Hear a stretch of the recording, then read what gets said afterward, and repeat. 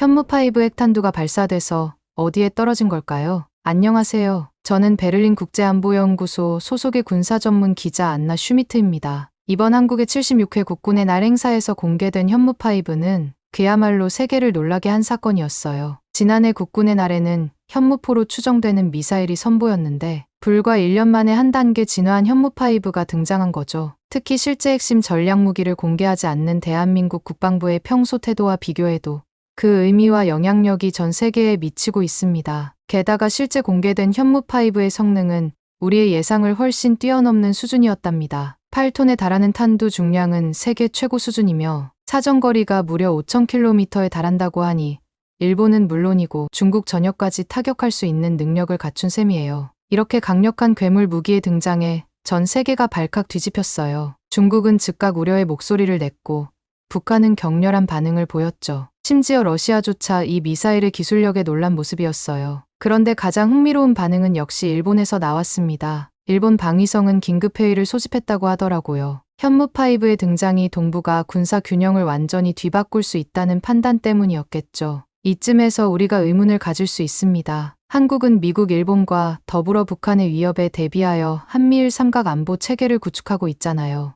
이 세 나라는 동맹 관계를 맺고 있는데 일본이 긴급회의를 소집하고 우려의 목소리를 내는 이유가 무엇일까요? 일본이 한국과 전쟁이라도 한다는 의미일까요? 만약 일본이 한국과 전면전을 한다면 미국 입장에서 동맹 관계에 금이 갈 수 있는 상황이 되겠지만 일어나지 못할 일이라고 단정할 수는 없어요. 여러분 중에 그 이유를 혹시 짐작하시는 분이 있으신가요? 독도. 바로 독도 때문이에요. 과거부터 일본은 한국의 고유 영토인 독도를 다케시마라고 칭하며 영유권을 주장해 왔습니다. 일본은 독도에서 교전을 일으켜서 독도를 분쟁 지역으로 만들고 국제사회의 이슈가 되어 국제사법재판소로 독도 문제를 끌고 가려 하고 있습니다. 이렇게 되면 한국도 조국과 영토 수호, 그리고 주권 회복의 상징인 독도를 위해 당연히 일본과 전면전까지 불사할 겁니다. 그래서 현무5의 등장은 이 문제에 새로운 변수로 작용할 수 있어요. 물론 한국과 일본이 실제로 전쟁을 벌일 가능성은 극히 낮아요. 하지만 현무5의 존재만으로도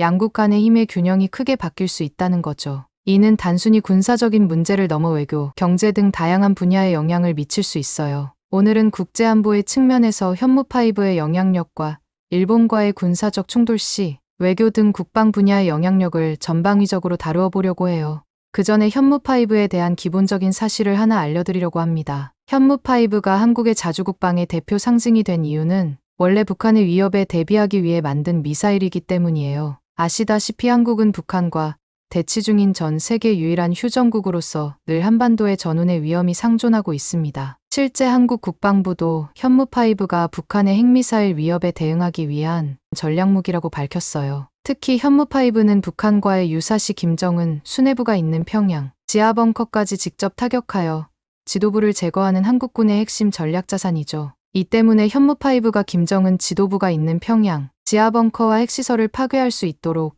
지하 200m까지 관통 가능한 엄청난 파괴력을 갖추고 있는 겁니다. 게다가 한 번의 타격으로 축구장 200개 크기의 면적을 초토화시킬 수 있다니 이런 현무5의 등장은 한국의 국방력이 새로운 단계에 진입했음을 의미해요. 그런데 이런 현무5가 북한뿐만 아니라 한국의 영토 수호에 방해가 되는 일본을 향할 수도 있다는 점이 무척 흥미로워요. 한국과 일본이 역사적으로 복잡한 관계라는 것을 고려하면 독도 관련 이슈로 두 나라가 맞붙게 되는 상황도 가능성이 전혀 없지는 않은 것 같습니다. 다만 현무5의 등장으로 한국이 우위에 서게 될 것이라는 것이 국제사회의 중론입니다. 한국은 이미 경제, 군사, 외교력, 문화 모든 부분에서 급격한 성장을 이루어냈고 일본을 뛰어넘는 국가가 되었어요. 실제로 얼마 전 발표된 US 월드리포트의 세계 군사력 순위를 보면 한국이 6위, 일본이 8위를 차지했죠. 이는 한국의 군사력이 이제 일본을 앞섰다는 것을 의미해요. 게다가 경제력 부분에서도 한국이 일본보다 앞서고 있어요. 2022년 기준 한국의 1인당 GDP가 일본을 추월했으며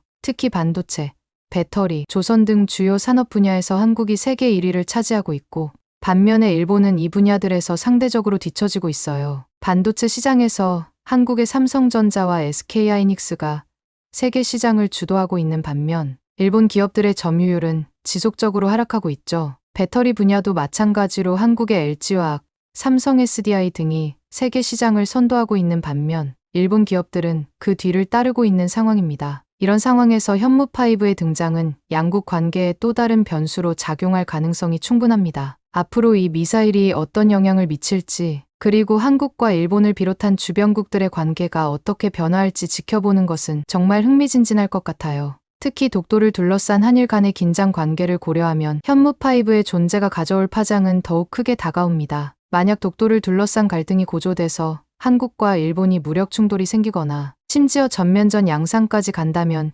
현무5는 어떤 역할을 하게 될까요? 결론적으로 이야기하면 한국과 일본이 전쟁을 벌이는 상황은 벌어지지 않습니다. 전면전을 하기 전에 도쿄를 비롯한 일본 열도가 지구상에서 사라지기 때문입니다. 그 이유를 군사 전문 기자의 관점에서 그리고 현무5의 관점에서 다각도로 순차적으로 풀어서 설명해 보겠습니다. 실제 괴물 미사일이라 불리는 현무5는 그 존재만으로도 동북아시아의 군사 균형을 뒤흔들고 있는 게 사실입니다. 그 크기부터가 기존 다른 나라 미사일에서 볼 수 없는 20m의 초장거리 미사일이거든요. 이는 미국의 토마호크 순항미사일의 거의 4배, 러시아의 이스칸데르 미사일의 3배가 넘는 길이에요. 심지어 대륙간 탄도미사일로 유명한 미국의 미닌맨 3보다도 길죠. 이렇게 거대한 크기는 현무5의 엄청난 파괴력과 장거리 타격 능력을 암시하고 있어요. 거기다 탄두 중량만 8톤이고 전체 무게는 36톤에 달해서 성인 코끼리 6마리와 맞먹습니다. 이런 어마어마한 무게는 현무5가 지하 깊숙이 파고들 수 있는 능력을 제공합니다. 36톤의 무게로 고속으로 낙하하는 미사일은 일본의 지하, 벙커나 지휘 시설을 관통할 수 있는 능력을 갖게 됩니다. 일본이 아무리 깊은 지하에 핵심 시설을 숨겨도 현무5는 이를 파괴할 수 있다는 뜻입니다. 더불어 이런 무게는 현무5가 일본의 미사일 방어 시스템을 무력화시킬 수 있다는 것을 의미합니다. 일본의 현재 미사일 방어 시스템은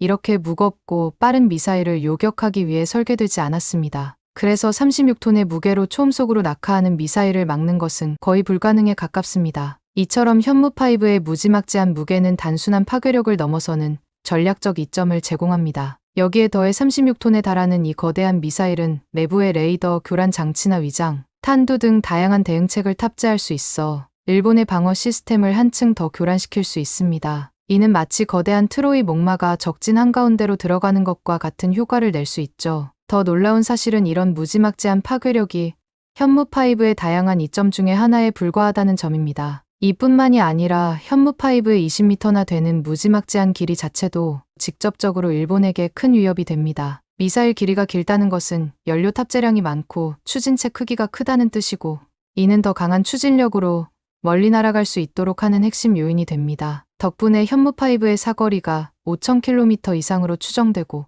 이는 일본 열도 전체를 커버할 수 있는 거리예요. 즉, 홋카이도에서 오키나와까지 일본의 모든 주요 군사시설이 한국에서 발사된 미사일의 사정권 내에 들어있다는 뜻이죠. 이는 일본 방위성이 위치한 도쿄의 이치가야, 요코스카의 해군기지, 미사와의 공군기지, 그리고 사세보의 해군기지 등 일본의 핵심 군사시설들이 모두 현무5의 타격 사정거리 안에 있다는 것을 의미합니다. 게다가 이 거대한 미사일은 정밀도까지 그야말로 경이로운 수준입니다. 이 정도 파괴력과 사정거리를 가진 미사일이 10m 이내의 오차로 목표물을 타격한다는 것은 마치 축구장 크기의 거인이 핀셋으로 바늘을 집어 올리는 것과 같은 정교함을 자랑합니다. 이런 정밀도는 현무5의 파괴력 또한 기하급수적으로 증폭시킵니다. 실제 상황에 이를 적용해보면 그 위력이 더욱 실감납니다. 예를 들어 현무5는 약 2.3제곱킬로미터 면적의 일본 요코스카의 해군기지 내에서도 정확히 지휘본부나 핵심 시설만을 골라 타격할 수 있다는 것을 말합니다. 불필요한 피해를 최소화하면서도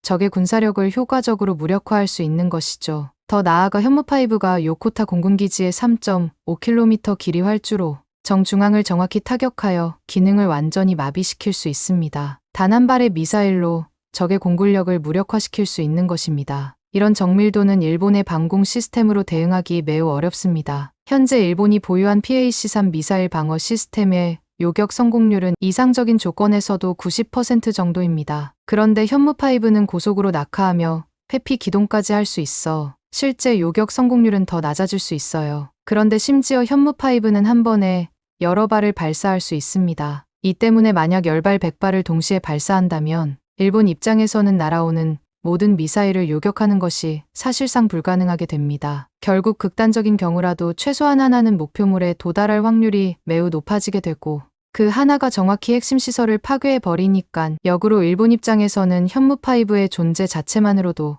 가장 큰 위협이 되는 거죠. 이런 정밀도와 파괴력의 조합은 전략적으로 엄청난 의미를 갖습니다. 일본의 방위 계획에 큰 구멍을 낼 수 있고 전쟁 초기에 적의 핵심 시설을 무력화시켜 전세를 완전히 휘어잡을 수 있는 능력을 한국에게 부여하는 것이기 때문입니다. 물론 일본도 이런 위협에 대비해 지하 벙커와 방호시설을 구축하고 있습니다. 특히 주목할 만한 것은 도쿄 근교 후추시에 위치한 일본 항공자위대의 지하 지휘소입니다. 지상에는 평범한 사무실 건물처럼 보이는 5층짜리 콘크리트 구조물이 있지만 그 아래로 거대한 지하 복합단지 형식의 항공자위대 지휘소가 펼쳐져 있습니다. 이 시설은 핵공격에도 견딜 수 있도록 설계되었다고 알려져 있죠. 하지만 현무5의 능력을 고려하면 이런 시설조차도 무력화될 수 있습니다. 현무5의 8톤 탄두가 지하 200m까지 관통하여 이 지하 지휘소를 타격한다면 그 피해는 상상을 초월할 겁니다. 벙커 내부의 모든 시설과 인원이 초토화될 뿐만 아니라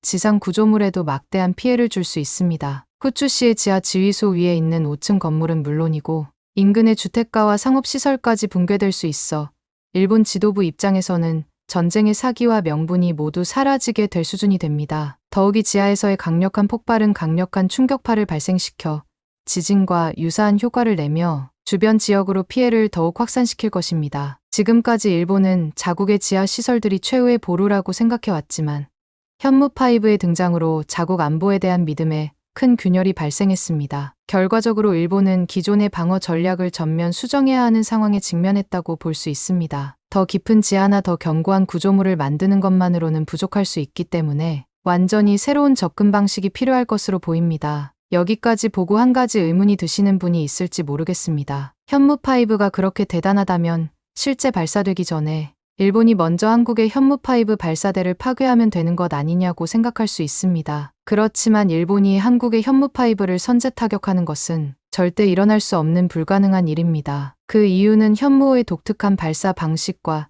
이동식 발사 차량이 뛰어난 기동성에 있습니다. 보통 이런 대형 미사일은 열 점화 방식으로 발사되어 발사 순간 큰 열과 연기가 발생해 적의 위성이나 정찰기에 쉽게 포착됩니다. 그러나 현무5는 36톤이라는 무게와 8톤에 달하는 거대한 탄두에도 불구하고 콜드런치 방식을 채택했습니다. 이 방식은 미사일을 발사관에서 압축가스로 밀어 올린 후 공중에서 엔진을 점화하기 때문에 발사 시 열과 연기가 거의 발생하지 않아 발사 지점을 특정하기가 극도로 어렵습니다. 실제로 콜드런치 방식의 이동식 발사 차량을 발견하고 선제 타격하는 것은 군사력 세계 1위인 미군조차 실패한 바 있습니다. 걸프전 당시 미국은 최첨단 정찰 자산을 총동원했음에도 이라크의 이동식 스커드 미사일 발사대를 효과적으로 제거하지 못했죠. 미 공군은 스커드 헌트 작전을 통해 약 1,500회의 출격을 감행했지만 실제로 파괴된 스커드 발사대는 단 한 대도 없었습니다. 이는 이동식 발사대의 기동성과 은폐 능력이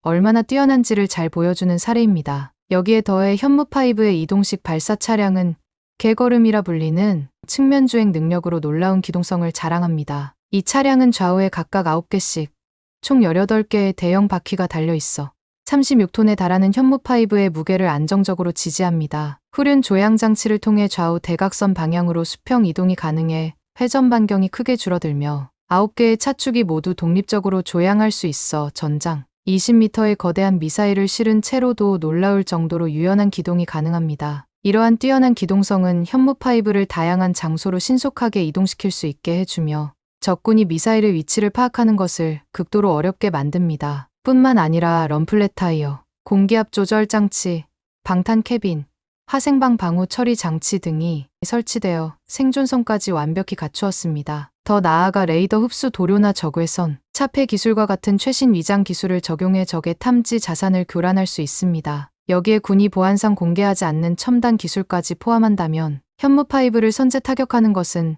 마치 지구상의 넓은 바다에서 특정 물고기 한 마리를 찾아 잡으려는 것과 다름없을 만큼 불가능한 일입니다. 이 때문에 만약 일본이 독도를 무력으로 침탈하는 행위가 발생하면 한국군은 전면전에 나서기도 전에 현무5로 일본군과 지휘체계를 삭제시키고 무력화할 수 있습니다. 현무5의 존재만으로 전쟁이 일어나기도 전에 전쟁을 할 수 없는 상태를 만들어 버리게 됩니다. 때문에 실제 한국과 일본의 전면전이나 교전 발생 가능성은 거의 없습니다. 다만 군사 전문 기자로서 현무5의 위력을 더 직관적이고 생생하게 이해하기 위해 실제 교전이 벌어진다고 가정하여 생각해 볼 수는 있습니다. 그렇지만 결과는 전쟁 발발 이전보다 더 처참하고 잔인해서 표현하기조차 꺼려질 정도네요. 그래도 한국과 일본이 독도 인근에서 해상전을 한다고 가정하고 이야기를 해볼게요. 이 전투는 시작하기도 전에 현무5의 엄청난 중량과 파괴력에서 압도적인 우수성이 확연히 드러나게 됩니다. 8톤에 달하는 탄두 중량은 일본의 주력 미사일인 12식 지대함, 유도탄의 450kg과 비교해도 그 차이가 무려 18배에 달하죠. 이는 단순한 수치 비교를 넘어서는 엄청난 파괴력의 격차를 의미합니다. 일본의 최신의 이지스함인 마야급은 첨단 레이더 시스템과 대공 미사일을 탑재하고 있어 방공 능력이 뛰어나요. 또한 스텔스 성능이 향상되어 적의 레이더에 잘 포착되지 않는다는 장점이 있죠. 만약 일본이 독도를 무력으로 침공한다면 이 이지스함들이 중추적인 역할을 할 거예요. 시나리오를 그려보자면 일본은 먼저 이지스함을 독도 인근 해역에 배치할 겁니다. 이 함정들은 강력한 레이더로 한국군의 동태를 살피면서 동시에 자신들의 전투기와 상륙함을 보호하는 방공망 역할을 할 거예요. 그리고 12식 지대함 유도탄으로 독도에 있는 한국 해경시설을 공격하고 이어서 상륙함에서 특수부대를 보내 독도를 점령하려 들 것입니다. 하지만 일본의 이런 시도는 현무5 앞에서 무력화될 수밖에 없어요. 현무5는 단 한 발만으로도 일본의 이지스함을 완전히 침몰시킬 수 있는 능력을 갖추고 있거든요. 더욱 놀라운 것은 한국군이 이미 수천 발의 현무5를 보유하고 있다는 점이에요. 반면 일본의 이지스함은 고작 8척에 불과하죠. 실제 상황이 벌어진다면 한국은 여러 방면에서 동시에 대응할 수 있습니다. 강원도 산악지대에 은밀히 배치된 현무5 발사대가 가동되면서 울창한 소나무 숲 사이로 위장된 거대한 발사 차량이 서서히 모습을 드러내겠죠. 동시에 동해상의 합동화력함에서도 현무5가 발사 준비를 마칠 겁니다. 발사 명령이 떨어지면 20m에 달하는 거대한 미사일들이 육지와 바다에서 동시에 수직으로 솟아오르는 장관이 펼쳐질 겁니다. 하늘 높이 치솟은 현무5들은 순식간에 음속의 몇 배 속도로 가속하며 동해 상공을 가로질러 독도 방면으로 향할 거예요. 이 모습은 마치 하늘을 가르는 거대한 번개들과도 같을 겁니다. 불과 몇 분 만에 목표 지점에 도달한 현무5들은 엄청난 속도로 하강하며 일본 이지스함들을 향해 돌진할 거예요. 미사일들이 이지스함에 명중하는 순간 각각 8톤의 폭발물이 만들어내는 엄청난 폭발력은 주변 바다를 순식간에 끓어오르게 만들 겁니다. 폭발의 충격파는 이지스함의 30cm 장갑을 마치 종이처럼 찢어갈기고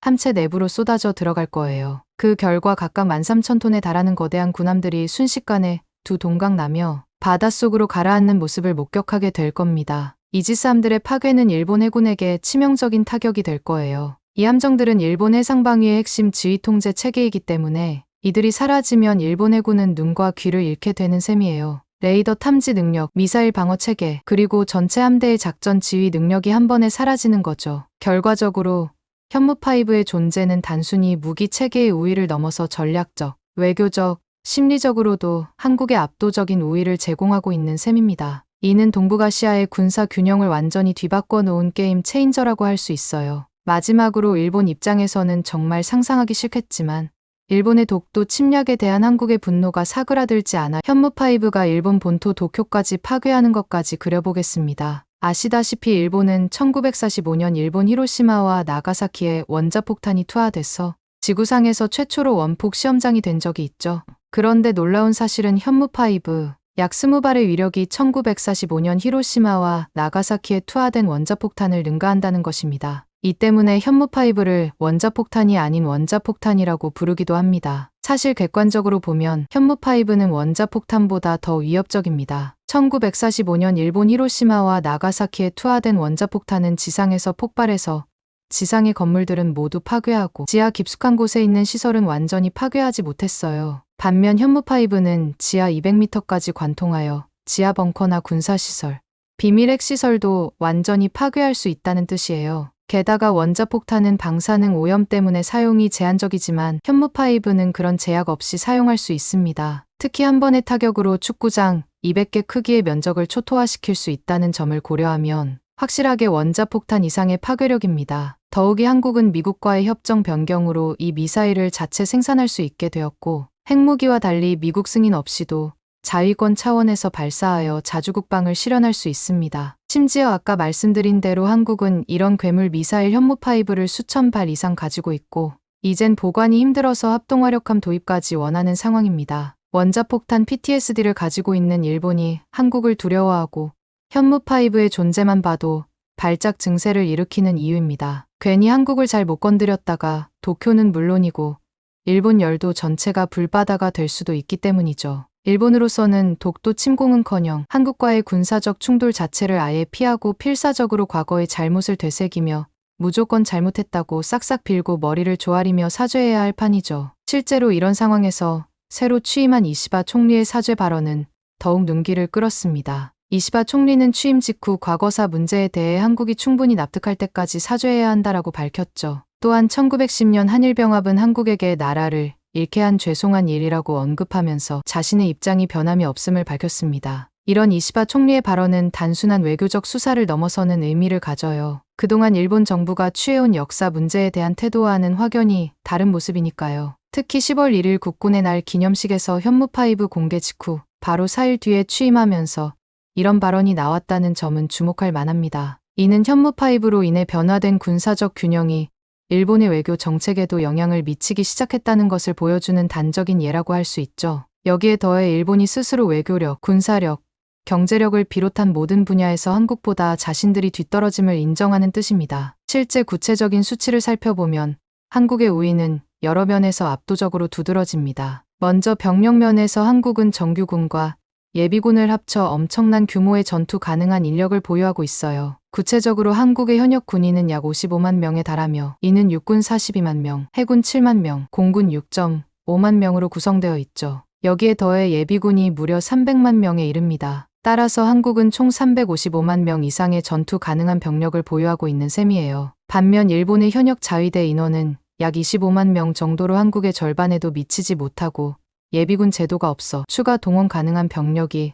매우 제한적이에요. 이러한 차이로 유사시 한국은 필요할 경우 수백만 명의 훈련된 인력을 신속하게 동원할 수 있지만 일본은 그렇지 못하게 됩니다. 전면전이 발발한다고 가정했을 때 한국은 일주일 이내에 100만 명 이상의 전투 병력을 소집할 수 있지만 일본은 현재 25만 자위대원 외에 추가로 동원할 수 있는 훈련된 병력이 거의 없는 상황입니다. 무기 체계 면에서 보면 한국의 우위는 더 눈으로 보이게 압도적입니다. 앞서 언급했던 현무5 이외에도 한국은 현무2, 현무3, 현무4 등 다양한 미사일을 2,500발 이상 보유하고 있는 것으로 추정돼요. 육상 전력에서는 K9 자주포를 1000여 대를 보유하고 있으며 최대 사거리 40km, 분당 6에서 8발의 발사 속도를 자랑해요. 반면 일본의 주력 자주포인 99식 자주포는 100여 대 정도만 보유하고 있으며 사거리도 30km로 K9에 미치지 못합니다. 해군 전력에 있어서도 한국의 세종대왕급 부축함이 일본 해상자위대의 어떤 함정과 비교해도 우위에 있습니다. 세종대왕급은 80개의 수직발사관을 갖추고 있고 자체 개발한 통합전투체계를 탑재해 더 다양한 종류의 미사일을 발사할 수 있어 작전의 유연성이 높습니다. 미사일 능력에서도 세종대왕급의 홍상어 미사일은 사거리가 220km인데 반해 일본의 마야급 90식 함대함 미사일 사거리는 150km밖에 되지 않습니다. 실전 경험과 전투력 면에서도 한국군의 우위는 분명해 보입니다. 한국군은 6.25 전쟁과 베트남전 참전 등을 통해 실전 경험을 쌓았고 현재도 북한과의 긴장 상태로 인해 높은 전투 준비 태세를 유지하고 있어요. 반면 일본 자위대는 제2차 세계대전 이후 실전 경험이 전무한 상태라고 할 수 있습니다. 이게 끝이 아닙니다. 방산산업 능력에서 한국의 우위는 실로 놀랍습니다. 폴란드에 대한 K9 자주포 수출 사례는 이를 극명하게 보여주는데요. 이는 단순한 무기 판매를 넘어선 전략적 파트너십의 시작이라고 볼 수 있습니다. 약 20조 원 규모의 이 계약은 K9 자주포 672대, FA-50 경공격기 48대, K2 전차 1000대 등을 포함하고 있습니다. 이는 한국과의 육군 전력을 거의 통째로 수출하는 수준이라고 할 수 있습니다. 특히 주목할 점은 이 무기들이 폴란드군의 주력 무기 체계가 된다는 것입니다. 2024년이 되면 폴란드 육군의 주력 전차, 주력 자주포, 주력 경공격기가 모두 한국산이 되는 셈이죠. 이는 단순한 무기 판매를 넘어 한국이 폴란드의 국방 체계 전반에 깊이 관여하게 된다는 것을 의미합니다. 반면 일본의 방산 산업은 이에 비해 크게 뒤처져 있습니다. 일본은 오랫동안 평화 헌법의 제약으로 인해 무기 수출을 금지해 왔습니다. 2014년 아베 정부가 방위 장비 이전 3원칙을 수정하며 무기 수출의 길을 열었지만 일본이 야심차게 추진했던 호주 잠수함 사업 수주에 실패한 것처럼 일본은 아직 방산 산업의 한계가 명확하고 큰 성과도 거두지 못하고 있죠. 이러한 차이는 두 나라의 국방 정책과 산업 구조의 차이에서 비롯됩니다. 한국은 북한의 위협에 대응하기 위해 꾸준히 국방 기술을 발전시켜 왔고 이를 바탕으로 경쟁력 있는 무기 체계를 개발했습니다. 반면 일본은 평화헌법의 제약하에서 주로 방어용 무기 개발에 치중해 왔죠. 결과적으로 현재 한국과 일본의 국력 균형은 크게 달라졌습니다. 군사력 면에서 전 세계 거의 모든 국가가 한국이 이미 일본을 앞섰다는 평가를 받고 있고 경제력 측면에서도 주요 산업 분야에서 한국 기업들이 일본 기업들을 앞지르고 있습니다. 외교력 측면에서도 한국의 문화적 영향력, 이른바 소프트 파워가 크게 증가하면서 국제사회에서의 위상이 높아졌죠. 현무5의 등장은 이러한 변화를 더욱 가속화시키고 한국의 위상을 더 높이고 있습니다. 이 미사일은 단순한 무기가 아니라 한국의 기술력과 국방력을 상징하는 존재가 되었습니다. 현무5의 성능은 세계 최고 수준으로 평가받고 있으며 이는 한국이 이제 최첨단 무기 체계를 자체 개발할 수 있는 소수의 국가 중 하나가 되었음을 의미합니다. 이러한 변화는 한일 관계의 새로운 패러다임을 요구하고 있습니다. 과거 일본이 우위에 있던 양국 관계는 이제 이미 역전되어 한국을 중심으로 동북아시아 평화를 유지해야 하는 수준에 와 있습니다. 이는 단순히 힘의 균형 변화를 넘어 두 나라가 동북아시아의 평화와 번영을 위해 어떻게 협력할 것인가에 대한 새로운 고민을 필요로 합니다. 앞으로 이러한 변화가 동북아시아의 안보 구도와 국제 관계에 어떤 영향을 미칠지 주목해야 할 것입니다. 한국의 부상이 지역 안정에 기여할 수 있을지 혹은 새로운 긴장을 야기할지는 아직 불확실합니다. 그러나 무엇보다 분명한 것은 이제 한국이 이 지역의 주요 플레이어로서 더 큰 책임과 역할을 맡게 될 것이라는 점입니다. 이상 저는 베를린 국제안보연구소 소속의 군사 전문 기자 안나 슈미트였습니다. 감사합니다.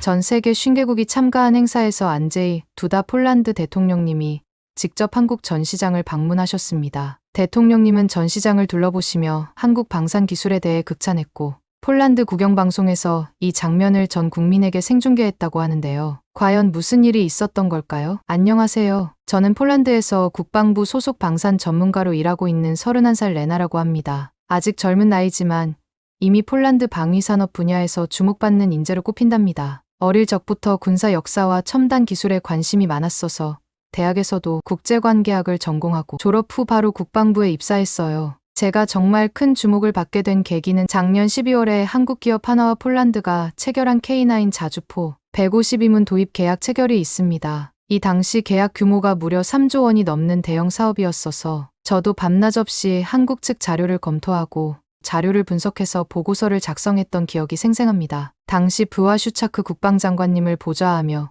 이 계약을 위한 상세한 보고자료를 작성하는 데 중요한 역할을 했답니다. 특히 기억에 남는 건 K9PL 모델에 대한 보고서 작성 과정이에요. 이 모델은 K9 자주포를 폴란드군의 특별한 요구사항에 맞춰 개량한 모델인데 저희 폴란드의 사격 통제 및 전장관리 시스템과 완벽하게 호환되도록 설계가 되었습니다. 이 과정에서 제가 한국 엔지니어들이 보내온 기술 자료를 꼼꼼히 분석하고 정리하면서 한국 방산 기술의 우수성과 섬세함에 정말 감탄을 금치 못했답니다. 아니나 다를까 K9 자주포를 개량한 K9PL은 단순히 수입된 무기가 아니라 폴란드의 국방 체계에 완벽히 통합된 시스템이 되었고 이러한 성과로 인해 저는 국방부 내에서 폴란드의 별이라는 별명까지 얻게 되어 한국과 한화에 대해 깊은 감사의 마음을 갖게 되었어요. 이 일이 있고 난 후 올해 9월 드디어 국제방산 전시회 MSPO가 폴란드에서 열렸습니다. MSPO는 93년부터 매년 폴란드에서 개최되는 세계 최대 규모의 방위산업 전시회로서 이번엔 제가 행사 준비를 위한 종합 보고서를 작성하는 중요한 임무를 맡았어요. 특히 한국 기업들의 참가 자료를 준비하는 데 큰 공을 들였죠. K9 자주포의 성공 이후 한국의 방산 기술에 대한 우리나라의 관심이 하늘을 찌를 듯이 높아졌거든요. 하나뿐만 아니라 LIG, 넥스원, 현대로템 등 한국 주요 방산기업들의 최신 기술과 제품들을 하나하나 꼼꼼히 분석했답니다. 때로는 밤을 새워가며 기술 사양을 검토하고 우리 군의 니즈와 매칭되는 부분을 찾아내느라 정신없었죠. 이런 우리의 관심을 아는 지 행사 첫날 안제이 두다 폴란드 대통령님께서도 직접 전시장을 방문하셨어요. 대통령님은 전시장을 둘러보시며 우리에게 필요한 것은 안보라며 안보를 3번이나 외치셨는데 그 모습을 보며 가슴이 뭉클해졌답니다. 사실 우리나라의 지정학적 위치와 역사적 경험을 생각하면 이 말씀의 무게가 얼마나 무거운지 잘 알 수 있거든요. 폴란드는 역사적으로 강대국들 사이에서 수많은 고난을 겪었어요. 18세기 말에는 러시아에 의해 분할되어 123년 동안이나 독립국가로서의 지위를 잃었고 20세기에는 나치 독일과 소련의 침공으로 엄청난 고통을 겪었죠. 이런 배경에서 폴란드 정부는 2025년 예산의 20% 이상 무려 58조 원을 국방비로 지출하기로 결정했고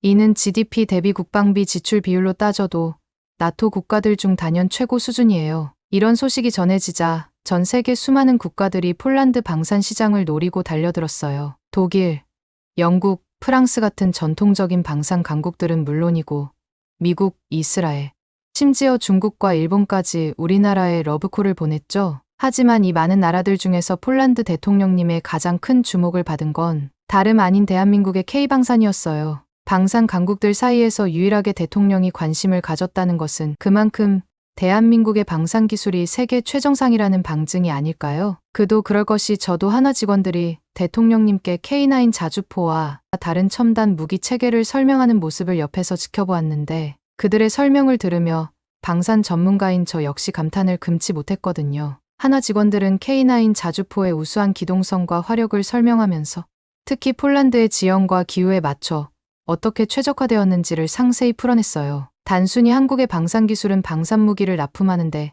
그치는 것이 아니라 그 나라의 군대에 최적화된 모듈로 업그레이드까지 가능했습니다. 하나 직원들은 K9 자주포의 우수한 기동성과 화력은 물론 K2 전차의 첨단 전자장비와 방호력, 그리고 천궁2 미사일 방어 체계의 요격 능력 등을 상세히 설명했어요. 대통령님께서도 이 부분에 특히 각별한 관심을 보이셨는데 더욱 충격적인 건 이런 모든 과정을 폴란드 국영방송 TVP가 전 국민에게 생중계했다는 거예요. 한국 방산의 위용이 전국에 실시간으로 전해지면서 우리 국민들의 관심도 폭발적으로 늘어났죠. 실제로 다음날 출근길에서 택시 기사님부터 회사 동료들까지 모두가 한국 무기에 대해 이야기하더라고요. 우리도 저런 무기를 가질 수 있다니 정말 안심이 된다.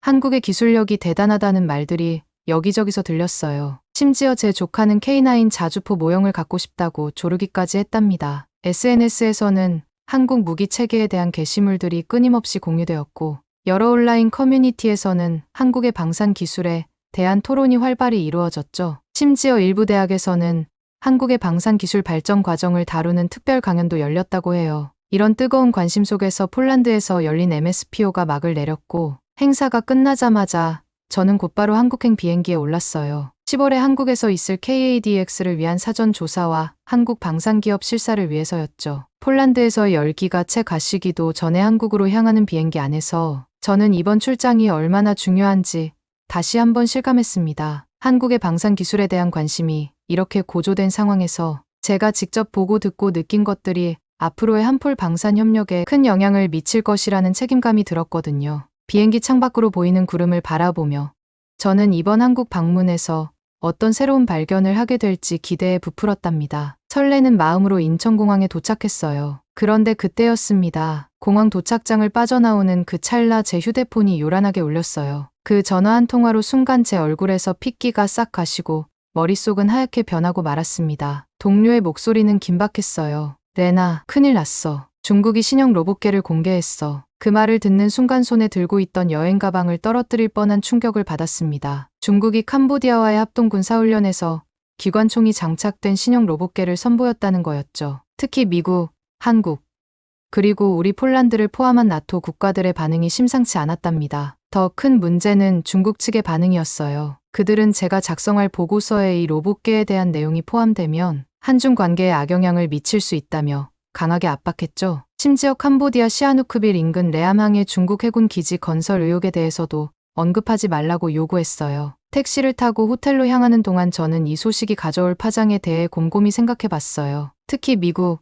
한국, 그리고 우리 폴란드를 포함한 나토 우방국들 사이의 관계를 고려하면서도 중국 측 압박을 피하는 보고서를 작성하는 게 쉽지 않아 보였습니다. 이런 복잡한 상황 속에서 저는 해결책을 찾기 위해 고심하고 있었어요. 그러던 중 호텔에 도착했고 체크인을 하고 로비에 나왔을 때 뜻밖의 사람을 만나게 됩니다. 우연히 한국의 국제관계 전문가인 박 교수님을 만나게 된 거죠. 박 교수님은 서울대학교 정치외교학부의 석좌 교수이자 동아시아 안보연구소장이신 박성훈 교수님이었어요. 그분의 동아시아 군사 균형의 변화와 한국의 대응 전략이라는 책은 제가 학생 때부터 늘 참고하던 명저였죠. 그는 세미나를 끝내고 집으로 귀가하는 중이라 했습니다. 박 교수님은 중국의 로봇계 개발이 가져올 영향을 군사적, 외교적, 경제적 측면에서 분석해 주셨어요. 특히 인상 깊었던 것은 박 교수님의 삼각균형 이론이었습니다. 미국, 중국, 그리고 동남아 국가들 사이의 복잡한 역학관계를 마치 물리학의 삼각형 구조처럼 설명하시는데 그 통찰력에 감탄했답니다. 레나 씨, 이 로봇계 기술은 단순한 무기가 아닙니다. 이것은 새로운 형태의 전략적 지렛대가 될 수 있어요. 특히 동남아 국가들의 입장에서는 이 기술이 중국과의 관계를 재정립하는 계기가 될 수 있죠. 박 교수님의 이 말씀은 제게 큰 깨달음을 주었어요. 덕분에 보고서의 큰 틀을 잡을 수 있었고 특히 각국의 반응을 예측하는 데 많은 도움을 받았답니다. 그러나 여전히 해결되지 않은 문제가 있었어요. 바로 이 기술의 윤리적 측면과 실제 전장에서의 심리적 영향이었죠. 이 부분에 대해서는 박 교수님도 이는 우리 정치학자들의 영역을 넘어서는 문제라고 말씀하셨어요. 그분과의 대화는 3시간 넘게 이어졌고 헤어질 때쯤에는 제 노트북에 빽빽하게 메모가 채워져 있었답니다. 박 교수님의 도움으로 보고서의 큰 그림은 그릴 수 있게 되었지만 여전히 그 빈틈을 채우기 위해서는 다른 관점이 필요하다는 것을 느꼈습니다. 이런 상황에서 저는 급히 이신영 로봇계가 국제관계에 미칠 영향에 대한 보고서를 작성하라는 지시를 받았어요. 갑작스러운 지시에 제 머릿속은 혼란스러웠고 한국 방산기업들을 방문하며 즐겁게 보낼 거라 기대했던 일정이 한순간에 무너져 버렸죠. 결국 저는 호텔 방 안에 갇힌 신세가 되었어요. 창밖으로 보이는 서울의 아름다운 가을, 풍경과는 대조적으로 제 앞에는 수많은 자료와 노트북 화면만이 가득했답니다. 밤낮 없이 자료를 분석하고 보고서를 작성하는 과정은 정말 힘들었습니다. 이렇게 해서 3, 4일 만에 보고서 하나를 뚝딱 만들어내야 했거든요. 10월에 열릴 MSPO 준비도 해야 하고 신규 보고서도 빨리 만들어야 하는 데다 한국 방산기업들 방문은 또 언제 할지 정말 앞이 막막했죠. 그럼에도 각성된 상태로 계속 보고서를 써야 했기에 저는 아메리카노 커피를 달고 살 수밖에 없었습니다. 어쩌면 그나마 유일한 위안이 아침마다 거의 매일 카페에 들러 커피를 사는 것이었다고 봐도 과언이 아니었습니다. 아침마다 방문하는 카페로 향하는 거리는 불과 200m 정도의 짧은 거리였지만 그 순간만큼은 제가 자유롭다고 느꼈거든요. 게다가 사실 가장 좋았던 것은 그 카페에서 일하는 아르바이트생 때문이었죠. 처음 카페를 방문했을 때 아침 일찍이라 그런지 카페는 한산했고 카운터에는 키가 크고 훤칠한 아르바이트생 하나가 서 있었답니다. 그의 얼굴을 보는 순간 저도 모르게 작은 미소가 지어졌어요. 피로에 찌든 제 모습과는 대조적으로 그는 밝고 상쾌해 보였거든요. 까만 머리에 날카로운 눈매, 그리고 부드러운 미소까지 고되고 힘든 작업 중에 유일한 낙이었습니다. 가슴팍에 달린 이름표를 보니 이름이 남재우였습니다. 그때는 알지 못했죠. 제가 이 카페에서 그리고 재우와 어떤 일이 벌어질지. 아무튼 그렇게 매일 들리던 카페와는 별개로 시간이 갈수록 제 상태는 점점 악화되어 갔습니다. 거울 속 제 모습은 완전히 달라져 있었죠. 충혈된 눈, 헝클어진 머리, 피곤에 찌든 얼굴까지. 하지만 포기할 수는 없었어요. 중국 측에서는 계속해서 추가 정보를 요구해왔고 우리 폴란드 정부에서도 빠른 분석을 독촉했으니까요. 제 어깨 위의 책임감은 점점 더 무거워져만 갔어요. 그 중에서도 가장 힘들고 어려웠던 건 균형을 잡는 일이었습니다. 중국의 기술력을 인정하면서도 그것이 가져올 위협을 객관적으로 분석해야 했죠. 때로는 한 문장을 쓰고 지우기를 수십 번 반복하기도 했어요. 각 단어의 뉘앙스까지 신경 쓰며 어느 한쪽으로 치우치지 않으려 노력했답니다. 동시에 이 상황이 우리 폴란드에 어떤 기회가 될 수 있을지 깊이 고민했습니다. 특히 한국과의 방산 협력을 더욱 강화할 필요성을 느꼈죠. 보고서 작성 사흘째 되던 날, 저는 정말 한계에 다다랐어요. 충혈된 눈은 모니터를 똑바로 보기조차 힘들었고 지끈거리는 머리는 마치 망치로 두들리는 것 같았습니다. 그런데도 보고서는 아직 절반도 완성하지 못한 상태였어요. 중국의 로봇계 기술이 가져올 국제 정세의 변화를 분석하는 일이 이렇게 복잡할 줄은 몰랐답니다. 그래서 잠시라도 머리를 식히고 싶어 평소보다 30분 정도 일찍 숙소를 나섰어요. 늘 가던 카페에서 평소처럼 아메리카노를 주문하고 한 모금 마시면서 카페를 나섰습니다. 그런데 그때였어요. 카페를 나선 지 얼마 지나지 않아 아르바이트생 재우가 뛰어나왔습니다. 저는 순간 깜짝 놀랐어요. 아무리 피곤하고 머리가 떡진 상태지만 키 크고 잘생긴 아르바이트생이 갑자기 저한테 말을 걸 이유가 없잖아요. 최대한 정신을 똑바로 차리고 그의 입술에서 무슨 말이 나올지 기다리고 있었습니다. 손님, 아까 이걸 떨어뜨리신 것 같아요. 그의 목소리는 부드럽고 따뜻했습니다. 그의 손에 보니 제가 흘린 돈이 들려 있었어요. 아까 카페에 가서 주문하려고 지갑을 열었는데 그만 실수로 몇 장의 지폐를 바닥에 떨어뜨린 것이었습니다. 너무 피곤해서 그런지 손에 힘이 제대로 들어가지도 않았고 지폐가 바닥에 떨어진 줄도 몰랐던 거예요. 다행히 아침 이른 시간이라 카페 안에 손님이 아무도 없어서 재우가 이를 발견하고 찾아준 것 같더라고요. 짧은 순간이지만 그의 정직함에 깊은 인상을 받았어요. 한국에는 이렇게 젊고 잘생기고 정직한 사람이 있는 건가 싶어 순간 감동을 받았습니다. 그런데 그때 이어지는 재우의 말이 저를 더 충격으로 몰아넣었습니다. 그리고 어제 오신 것 같은데 혹시 어제도 거스름돈을 덜 받으신 것 같아요. 계산해 보니까 카운터에 잔액이 10,000원이 더 많더라고요. 확인해 보시고 맞다면 다음에 오실 때 알려주세요. 제가 다시 돌려드릴게요. 저는 그 말을 듣고 잠시 멍해졌답니다. 솔직히 저는 거스름돈을 제대로 받았는지조차 기억이 나지 않았거든요. 그만큼 보고서 작성에 몰두해 있었던 거죠. 거의 매일 아침 커피를 마시러 이 카페에 오니 어제가 오늘 같고 오늘이 내일 같고 완전 비몽사몽이었던 겁니다. 재우의 말을 듣고 그제야 내가 정말 어제도 거스름돈을 제대로 확인도 안 하고 나왔던 건가 생각이 들었습니다. 어서 숙소로 돌아가서 어제 거스름돈을 안 받은 것인지 제대로 세어보고 확인해 보겠다는 마음이 들었죠. 그러면서 저는 뭔가 설렘을 느꼈습니다. 한국이라는 나라에 와서 무언가 업무가 아닌 개인적인 약속이 생긴 것 같은 마음에 가슴이 쿵쾅거렸어요. 물론 거스름돈도 제가 제대로 받은 것인지 그 답을 재우에게 알려줬어야 했고 솔직히 말하면 재우와 다시 마주치고 대화를 나누고 싶은 마음이 들었거든요. 4일 밤낮을 복잡한 국제 정세와 씨름하느라 지쳐있던 제게 재우는 마치 한 줄기 빛 같았답니다. 카페를 나서면서 뒤돌아본 재우의 모습이 자꾸 눈에 아른거렸어요. 그의 미소, 그의 목소리, 그의 친절함과 정직함까지 이 모든 것들이 제 마음 한구석에 따뜻하게 자리 잡았답니다. 그런데 그런 설렘도 잠시 그날 저녁 저는 갑작스러운 전화를 받고 큰 충격을 받았습니다. 수화기 넘어 들려오는 상사의 목소리는 심각했죠. 중국 측에서 갑자기 추가 자료를 요구해 왔다는 거예요. 이럴 수가.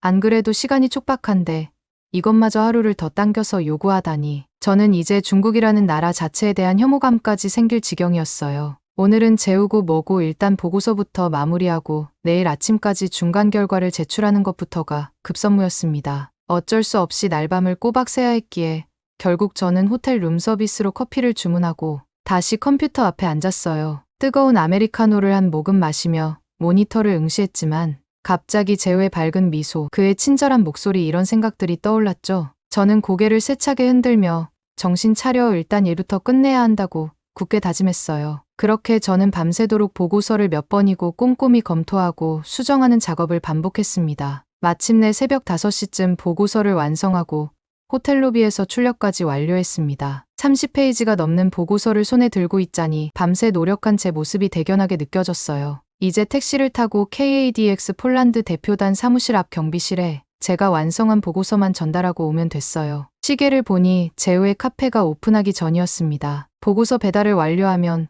딱 카페 오픈 시간인 7시에 맞춰 재우를 만날 수 있을 타이밍이었어요. 그 생각에 피곤함 속에서도 작은 설렘이 피어났습니다. 그런데 이런 꾀죄죄한 차림으로 재우를 만날 수는 없었죠. 저는 다시 호텔 로비에서 엘리베이터를 타고 호텔 방으로 갔습니다. 옷장 앞에서 한참을 서서 고민하다가 본 행사가 시작할 때 입기로 했던 크림색 오피스 블라우스를 꺼내 입었어요. 순간 그러면서도 속으로 이런 제 자신이 믿기지 않더라고요. 이렇게 중요한 순간에 왜 내가 낯선 사람을 생각하고 꽃단장을 하고 있는 거지? 라는 생각이 스쳐 지나갔죠. 그렇다고 해도 재우와의 만남에 꾀죄죄한 모습으로 갈 수는 없었습니다. 화장도 평소보다 신경 써서 진하게 하고 거울 앞에서 머리를 만지고 어떻게든 밤샘의 흔적을 조금이라도 가리려고 발버둥 쳤어요. 그렇게 꽃단장을 하고 나서 저는 서둘러 택시를 타고 KADX 폴란드 대표단 임시 사무실로 향했습니다. 사무실 앞에 도착해서 미리 연락해둔 당직자에게 보고서를 전달했어요. 그는 졸린 눈을 비비며 제게 고생했다는 말과 함께 보고서를 받아들었죠.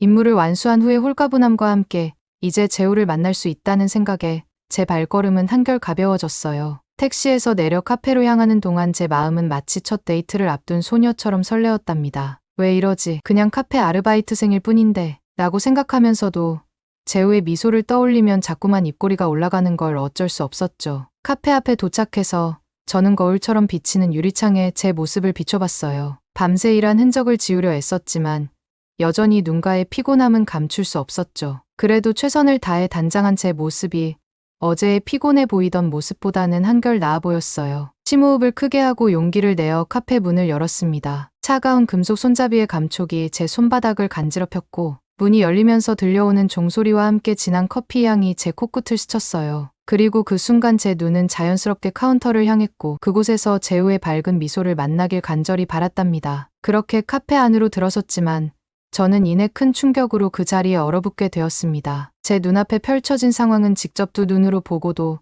도저히 믿기 힘든 상황이었습니다. 재우가 보이지 않았기 때문입니다. 카페 어느 곳에도 재우가 없었어요. 혹시 주방에 있나 싶어 목을 길게 빼 안쪽을 살펴보기도 하고 구석구석을 눈으로 더듬어 보았지만 어디에도 재우의 모습은 보이지 않았답니다. 처음에는 아직 출근 전일까 하고 생각했어요. 시계를 보니 출근 시간이 훨씬 지난 후였어요. 카페에 손님도 하나둘 늘어나면서 제 불안감도 함께 커져갔답니다. 뭔가 연인 사이도 아닌데 벌써 차인 기분이 들었습니다. 점점 불안해지는 마음을 달래려 커피를 주문했어요. 카운터에 선 다른 직원에게 재우에 대해 물어보고 싶었지만 왠지 그러면 안 될 것 같아 참았죠. 커피를 받아들고 자리로 돌아오는데 문득 거울에 비친 제 모습이 눈에 띄었어요. 아침부터 공들여 고른 옷과 화장한 얼굴이 갑자기 부끄러워지더라고요. 마치 누군가에게 들킨 것 같은 느낌이 들더라고요. 왜 이렇게 신경 썼을까 하는 생각에 얼굴이 붉어졌죠. 이게 무슨 일이람 하는 생각이 계속 머릿속을 맴돌았어요. 커피를 마시다 말고 한숨을 쉬기를 반복했죠. 분명 어제까지만 해도 여기 있었는데 왜 오늘은 보이지 않는 걸까요? 이유를 알 수 없는 상황에 제 마음은 점점 더 복잡해져 갔답니다. 이럴 거면 미리 연락처라도 물어봤어야 했는데 너무 일만 한다고 상황 판단을 제대로 못한 것 같아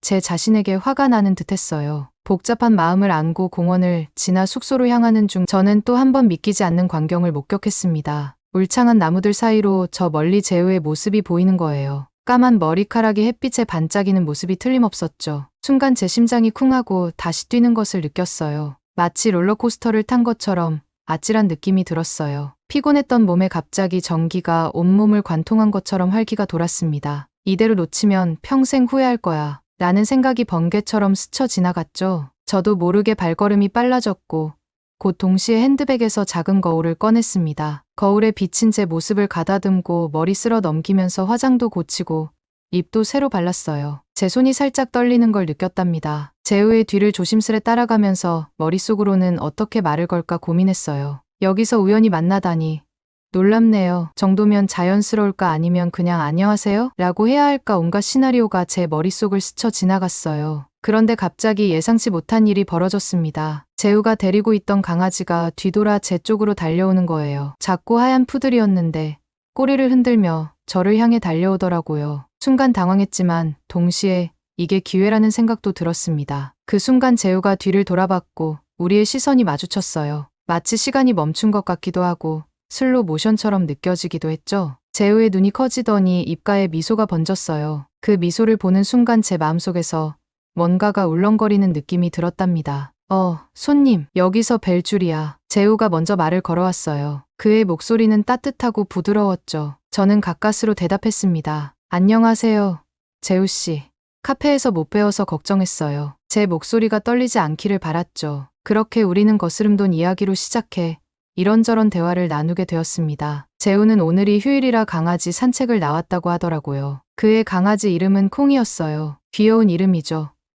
그리고 알고 보니 재우는 동물행동학을 전공하는 대학원생이었습니다. 그의 눈이 반짝이며 전공 이야기를 할 때 저는 그의 열정에 매료되었답니다. 와, 동물행동학이라니 정말 흥미로운 분야네요. 어떤 계기로 그 전공을 선택하게 되셨어요? 재우는 미소를 지으며 대답했어요. 어릴 때부터 동물들을 정말 좋아했거든요. 특히 개와 고양이의 행동이 늘 신기했죠. 왜 저렇게 행동할까 하는 의문이 항상 있었어요. 저는 고개를 끄덕이며 말했죠. 저도 어릴 때 개를 키웠는데 정말 신기한 행동들을 많이 보여줬어요. 그런데 대학원에서는 주로 어떤 연구를 하세요? 현재는 도시 환경에서의 개 행동 변화에 대해 연구하고 있어요.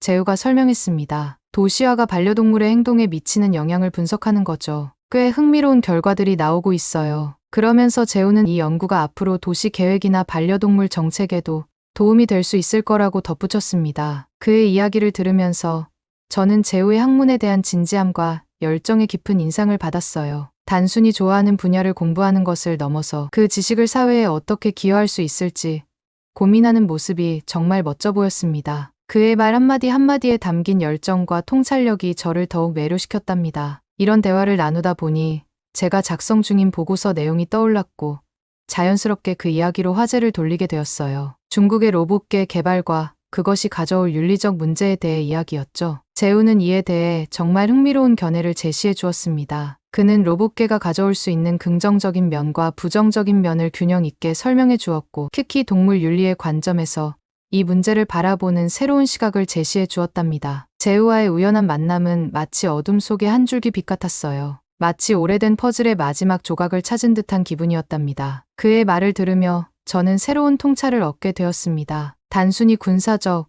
정치적 관점에서만 이 문제를 바라보던 제 시야가 넓어지는 느낌이었죠. 동시에 재우의 지적인 모습에 더욱 매력을 느꼈답니다. 호텔로 돌아와 최종 보고서 작성에 몰두하면서 제 손가락은 키보드 위에서 더욱 바빠졌어요. 모니터 화면에 비치는 창밖의 서울 야경이 제 열정을 더욱 불태웠죠. 중국의 로봇계 기술을 단순히 군사적 위협이나 정치적 도구로만 보지 않고 그것이 가져올 수 있는 다양한 측면을 균형 있게 서술하려 노력했습니다. 때로는 긍정적인 면을 강조하다가도 다음 순간 부정적인 영향을 생각하며 문장을 수정했죠. 특히 이 기술이 동물 윤리에 미칠 영향을 고려하면서 제 마음속에는 복잡한 감정이 교차했습니다. 전쟁의 잔혹함과 동물 보호라는 두 가지 상반된 개념 사이에서 균형을 잡으려 노력하는 과정이 마치 고개를 하는 것 같았답니다. 며칠 동안 저는 거의 호텔 방에서 나오지 않았어요. 룸서비스로 끼니를 해결하면서 때로는 재우에게 메시지를 보내 조언을 구하기도 했죠. 그의 답장은 항상 제게 새로운 관점을 제시해 주었고, 이는 보고서의 깊이를 더해 주었어요. 마침내 보고서가 완성되었을 때 저는 지치면서도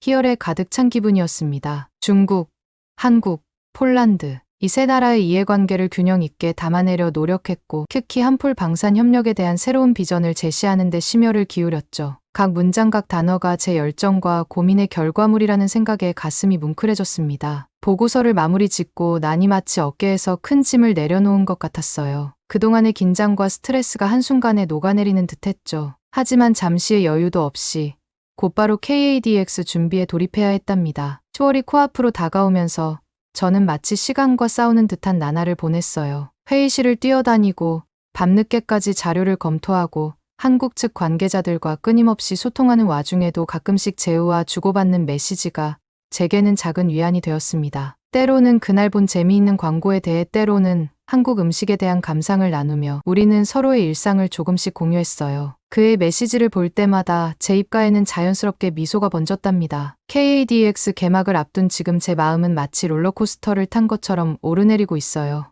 설렘과 긴장이 교차하는 이 느낌이 참 이상하네요. 10월부터 시작될 이 대규모 행사에서 저는 폴란드 대표단의 핵심 멤버로서 중요한 역할을 맡게 되었거든요. 한국의 첨단 방산 기술을 직접 눈으로 확인하고 제가 그토록 공들여 작성한 보고서의 내용을 현장에서 검증할 수 있다는 생각에 가슴이 두근거려요. 그리고 오늘 저녁 마지막 점검을 끝내고 잠깐의 여유를 가질 수 있었어요. 그 짧은 시간 저는 재우와의 만남을 선택했고, 한강공원에서 우리는 천천히 걸으며 이야기를 나눴습니다. 노을이 지는 한강을 배경으로 재우의 부드러운 목소리와 따뜻한 미소는 그동안의 긴장을 녹여주는 것 같았어요. 그렇지만 또 한편으로는 KADX가 10월 6일에 끝난다는 사실이 자꾸 머릿속을 맴돌았어요. 마무리 정리 작업까지 하고 귀국한다고 해도 10월 중순에는 폴란드로 돌아가야 한다는 생각에 마음이 싱숭생숭해졌습니다. 우리의 이별이 눈앞에 다가와 있다는 현실이 갑자기 실감나더라고요. 하지만 재우의 연락처를 알고 있다는 사실이 작은 위안이 되었습니다. 이 좋은 감정을 간직한 채로 앞으로도 자주 연락하고 만날 수 있지 않을까 하는 희망이 생겼죠. 폴란드로 돌아가더라도 우리의 인연이 여기서 끝나지 않을 거란 믿음이 생겼어요. 저와 재우의 만남이 폴란드와 한국의 방산기술 신뢰만큼이나 단단해지길 바랍니다. 여러분도 많이 응원해주세요. 오늘 사연은 여기까지입니다. 어떻게 들으셨나요? 한국 K방산이 전통적인 방산 강국 중에서도 뛰어난 수준이라니 정말 놀랍습니다. 더불어 레나와 재우의 관계도 더 깊어지고 좋은 관계로 발전하기를 바랍니다. 오늘 사연이 재미있으셨다면 구독과 좋아요 한 번만 눌러주세요. 댓글도 많이 달아주시고요. 저는 더 좋은 사연으로 찾아뵐게요. 감동도서관이었습니다. 감사합니다.